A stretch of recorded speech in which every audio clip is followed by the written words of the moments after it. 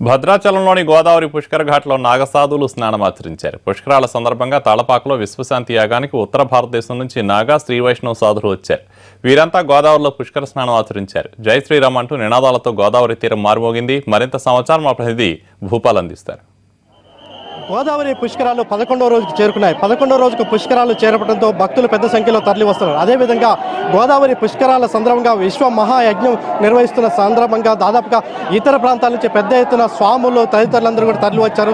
అదేవిధంగా మహాస్వాములు, నాగస్వాములు, వైష్ణవ స్వాములు అందరూ కూడా ఇతర ప్రాంతాల నుంచి పెద్ద ఎత్తున తరలి వచ్చారు. మనం చూస్తున్నాం దాదాపుగా 11వ రోజు నాడు ఈ స్వాములందరూ కూడా గోదావరి మహా పుష్కరాల సందర్భంగా 144 సంవత్సరాల తర్వాత వచ్చే పుష్కరాల నేపథ్యంలో పెద్ద ఎత్తున ఈ స్వాములు కూడా ఇతర ప్రాంతాల నుంచి నాసిక్, అయోధ్య అదేవిధంగా హిమాలయాల నుంచి పెద్ద ఎత్తున తరలి వచ్చినారు. వాళ్ళు చూస్తున్నాం ఆ తరలి వచ్చిన నేపథ్యంలో వీళ్ళందరూ కూడా ఈరోజు గోదావరి స్నానం చేశారు. స్నానం చేసి మహాయజ్ఞంలో పాల్గొనే దానిలో భక్తుల భాగంగా ఈరోజు స్నానాలు ఆచరించి పవిత్ర గోదావరి తీరాన్ని వెలిసిన శ్రీ సీతారామచంద్ర స్వామి ఆ దేవుడిని దర్శించుకోవడం కోసం వీళ్ళు పెద్ద ఎత్తున ఇతర ప్రాంతాల నుంచి ఉత్తర భారతదేశం నుంచి భారీ సంఖ్యలో తరలి వచ్చారు. ఆ తరలి వచ్చిన అందరూ కూడా అక్కడ దాదాపుగా సారపాక వద్ద మనకు విశ్వశాంతి మహాయోగం, విశ్వశాంతి ట్రస్ట్ యాగం జరుగుతుంది.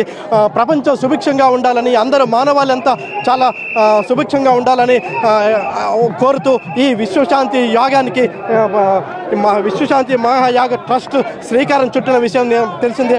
గోదావరి పుష్కరాలు ప్రారంభమైన 14వ తేదీ నుంచి రేపటి వరకు ఇక్కడ విశ్వశాంతి యాగం ఆధ్వర్యంలో యాగం జరుగుతున్న విషయం మనకు తెలిసిందే. ఈ యాగంలో పెద్ద సంఖ్యలో ఎక్కడెక్కడి నుంచో వచ్చిన భక్తులతో పాటు అదేవిధంగా సాధువులు, వైష్ణవ సాధువులు వీళ్ళందరూ కూడా పాల్గొంటున్నారు.